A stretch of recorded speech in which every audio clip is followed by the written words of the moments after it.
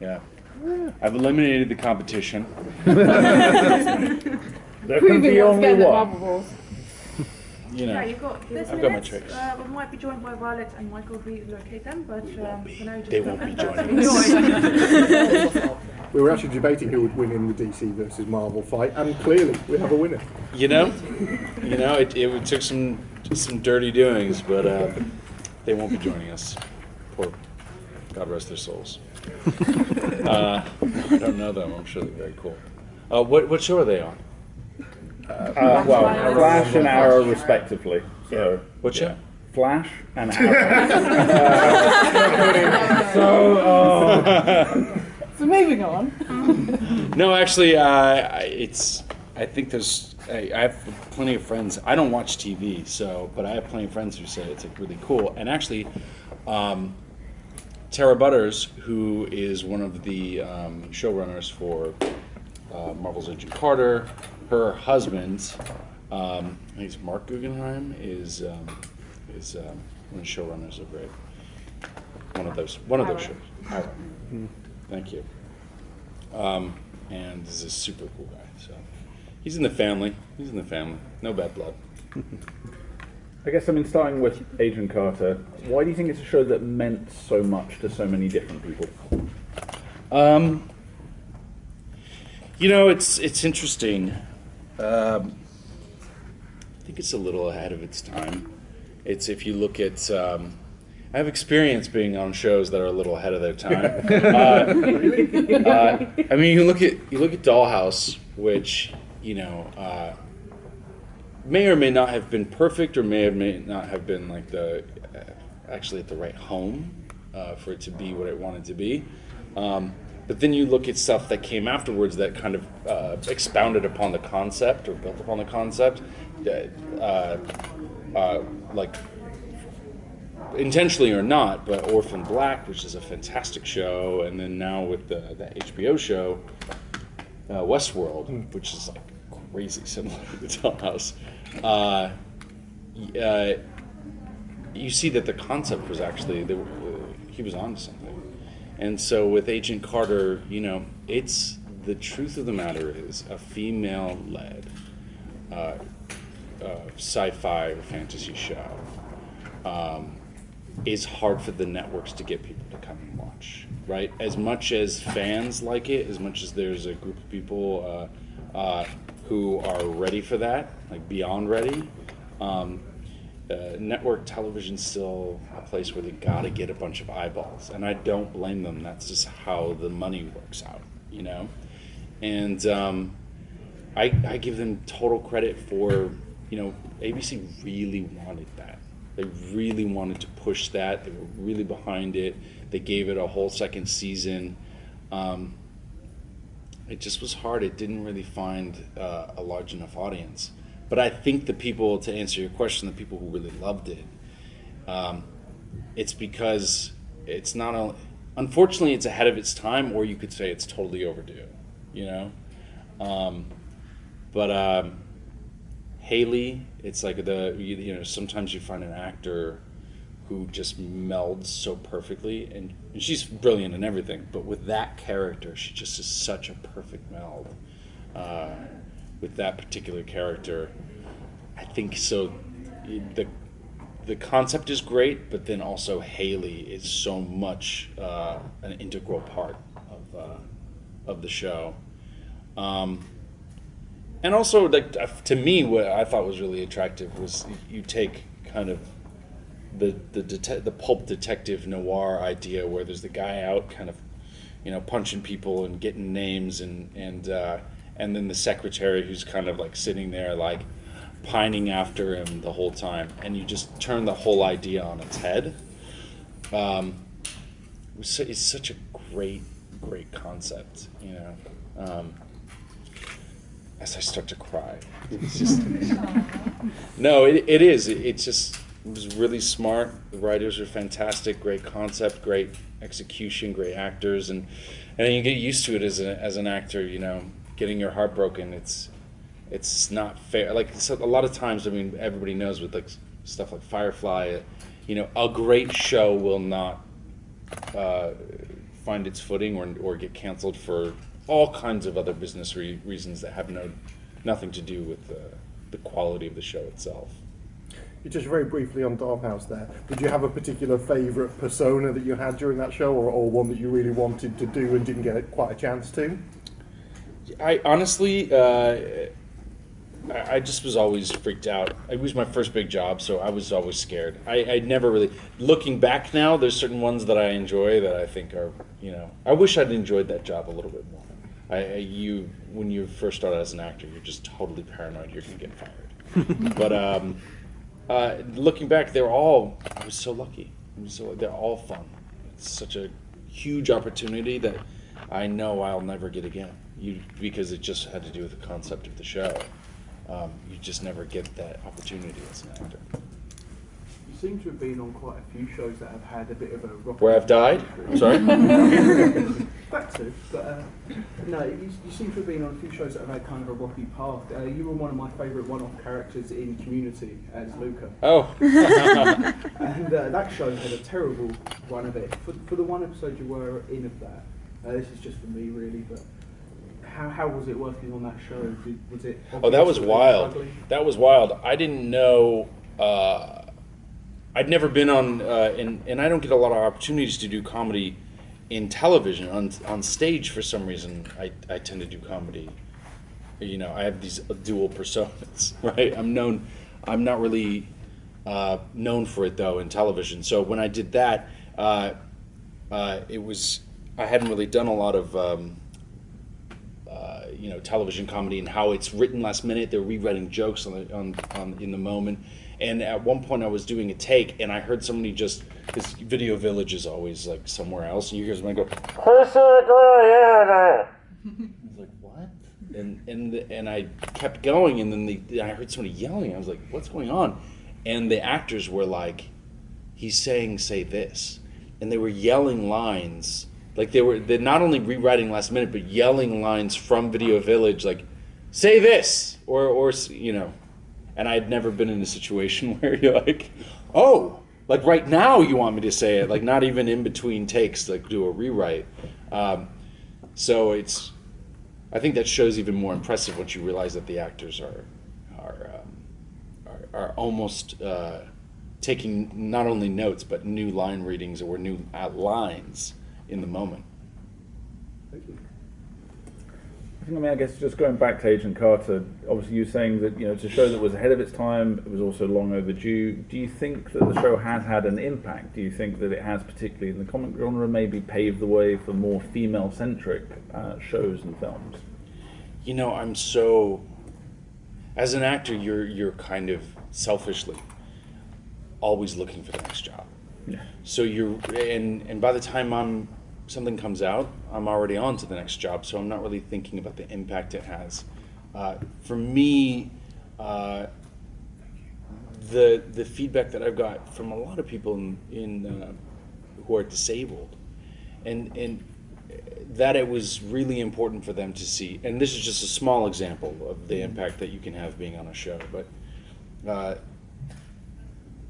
playing a disabled character and not kind of commenting on it and not being like that's his only defining characteristic, just being a person who happens to have a disability, and then just moves on with his life.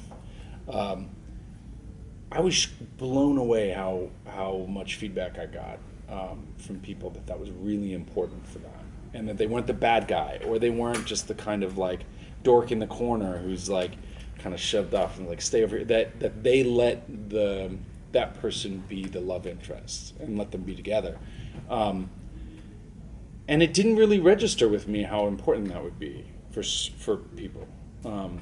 I think these things like what was the show that had a black president for like it was the 24, you know. Yeah.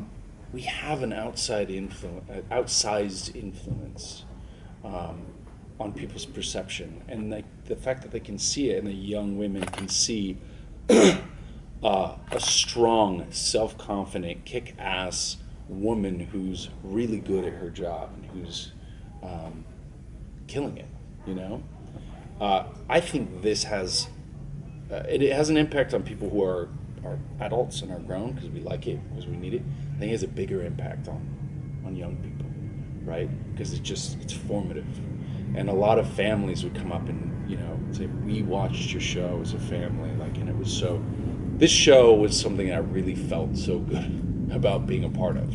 It felt like I was I wasn't just putting distraction into the universe, that I was a part of something that was a really good message. So moving on from Marvel and Agent Carter, and you were talking about actors are always looking for the next job.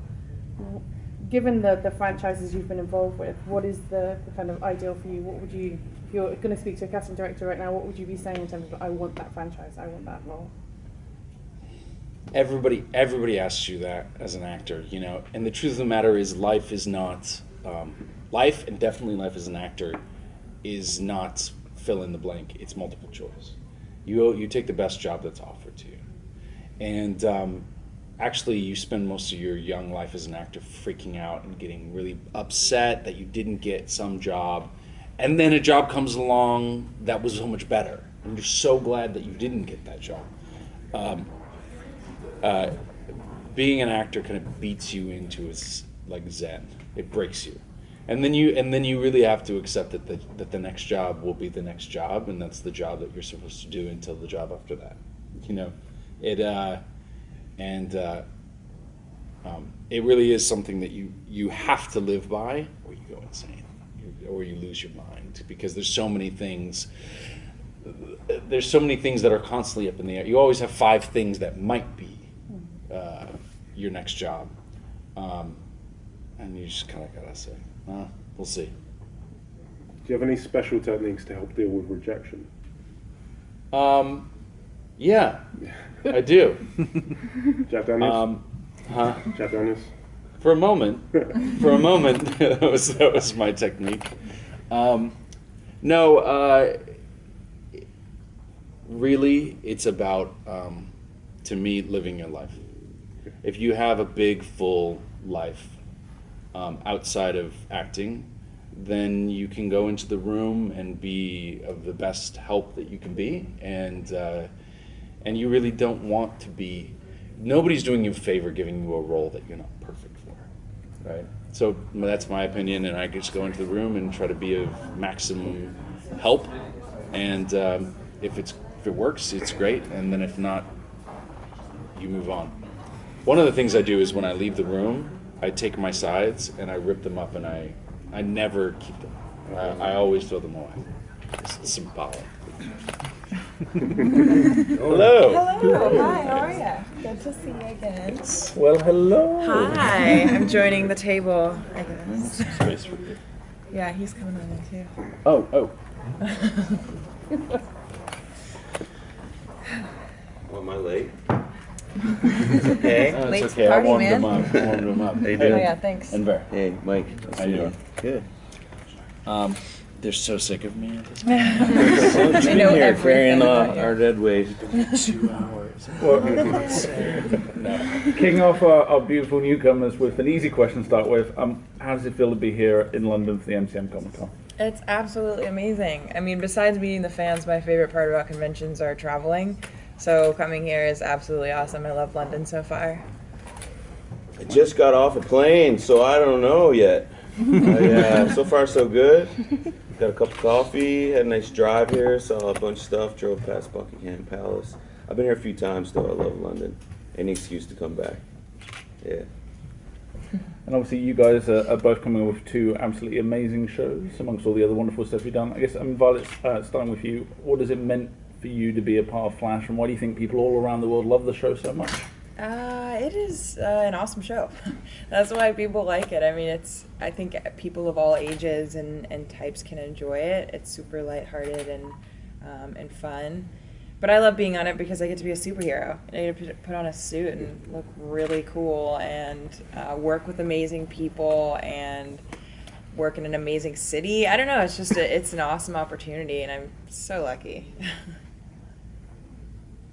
And obviously, I mean, the comic genre is often accused of being very male-dominated, particularly in who gets to be the heroes. How important was it for you to be a female hero in that universe? Absolutely. I mean, I don't know how it's taken them so long. They had a female speedster, but she was a villain.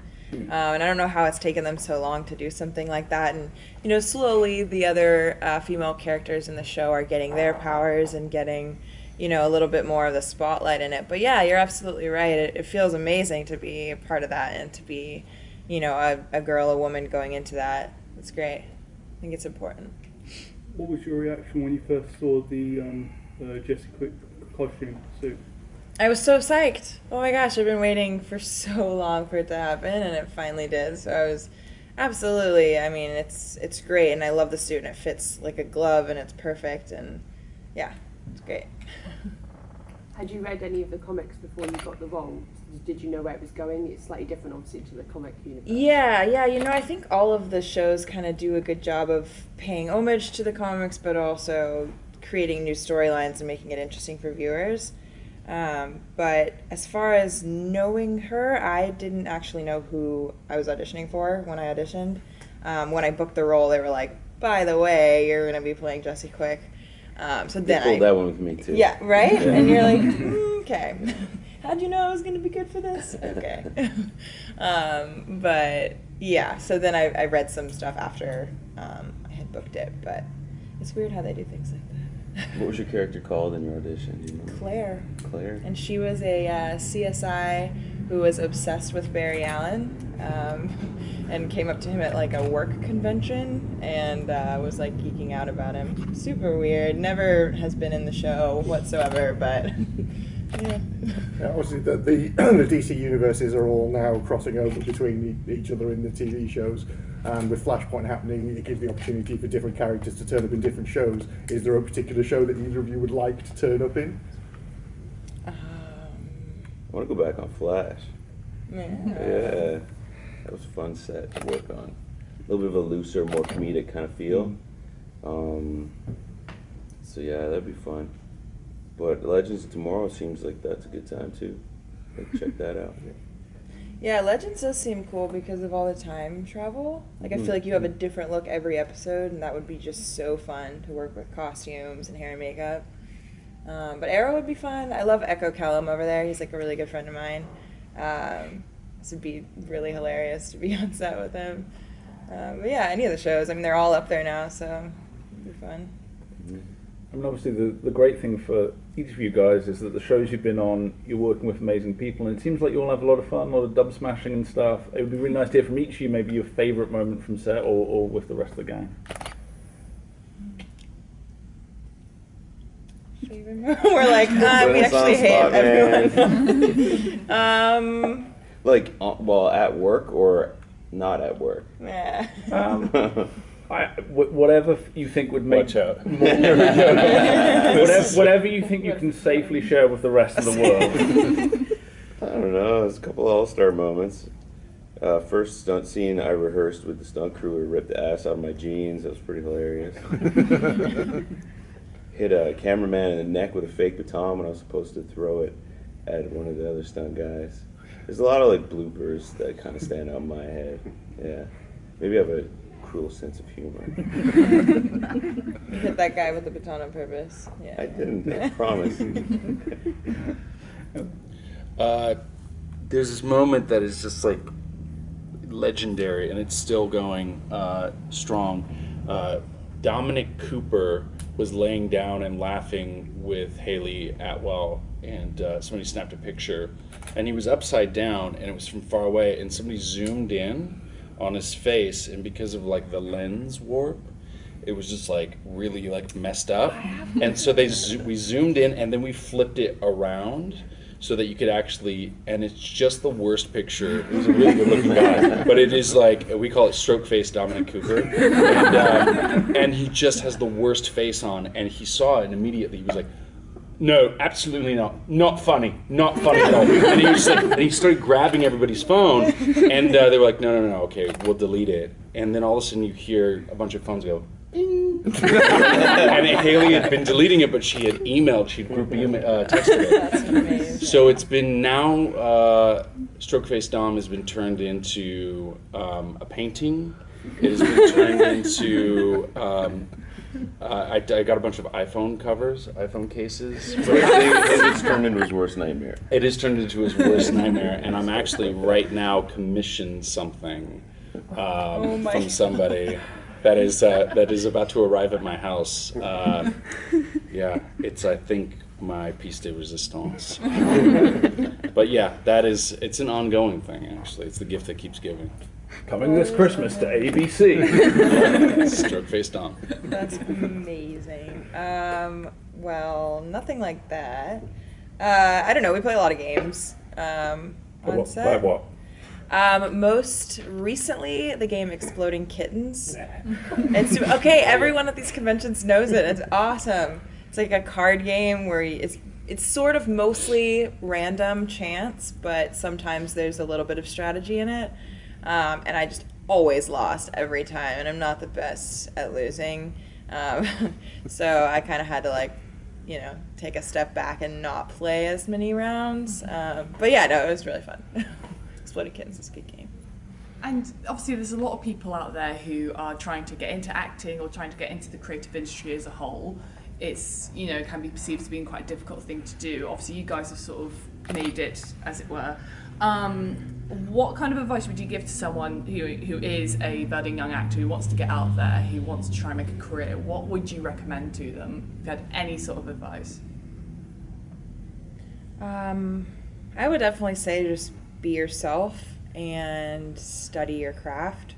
I think it's really important, to get in a class in whatever city you're in. I know I come from Austin, Texas, and there's 3 classes there. It's not anything like LA where you could get into 28 different classes and they all study a different type of acting and things like that. But I mean, it helped, just learning and doing what it is that I want to do. And you don't always, with acting, it's not the same as being a musician where you can pick up your guitar at any point in time and sort of, play it and learn and do more. You sort of need to be instructed and given scenes and worked with by people. So I think it's really important to study it, absolutely.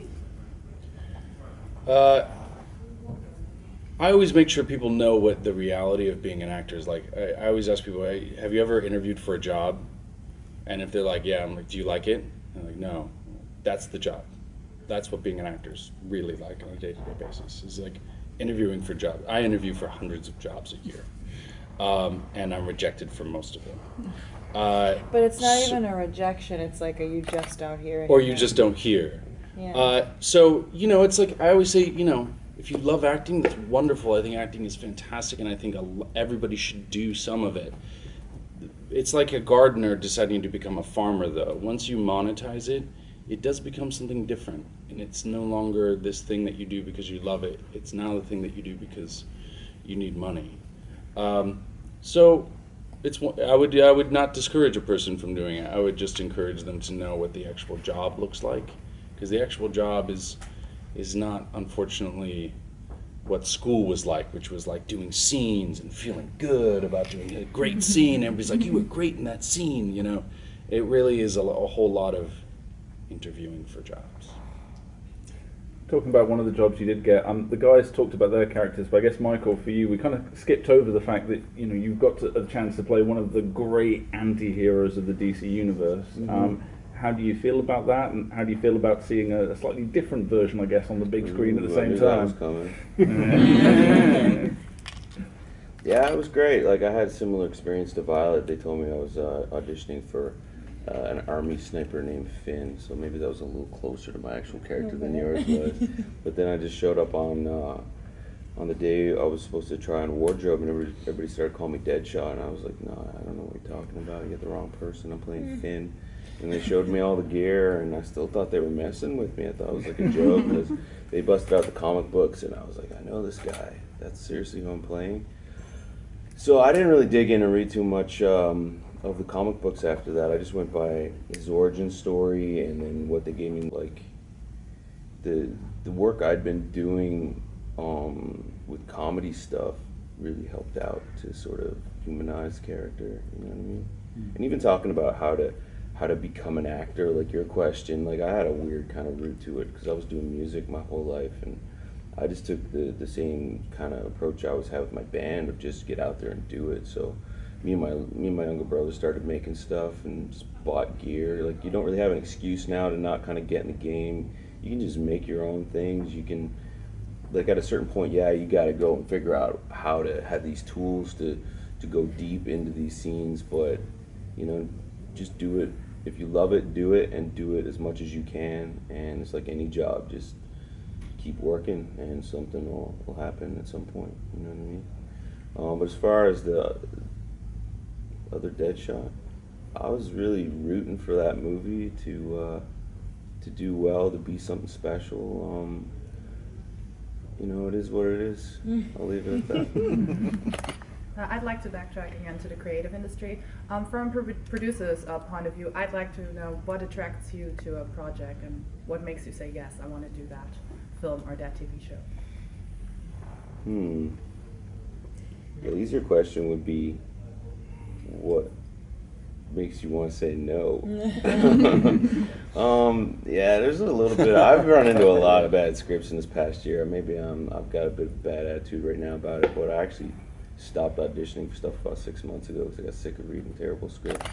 So I got my stuff together and wrote and am producing a movie right now that I'm filming in the East Coast of Canada. And so it's kind of a different challenge for me, and it was the hardest thing I ever did, but it's going well and I'm enjoying it a lot. So yeah, I mean, if you're offered a character, I guess there's two ways. It's either you relate to it and it's something familiar to you, or something so far away from you that you're like, I want to see if I can do that, and you're up for the challenge. It's usually one or the other with me. Yeah, I mean, I would definitely agree with that. Obviously, you know, the story and the characters and their development is really important. I think, you know, like you said, it's really important to, as a woman, you know, to feel empowered by my role and not contribute to the mindset of what women have always been played as. You know, I understand period pieces, and I understand, you know, certain races played certain roles in the past and certain genders as well. And so if it's a period piece, I can understand it, but I also want to be a part of, you know, the movement and the future. And so I look for roles that are empowering. We've got to let you go, my friend. Oh, thank you guys. Thank you. Thank you. Bye, guys.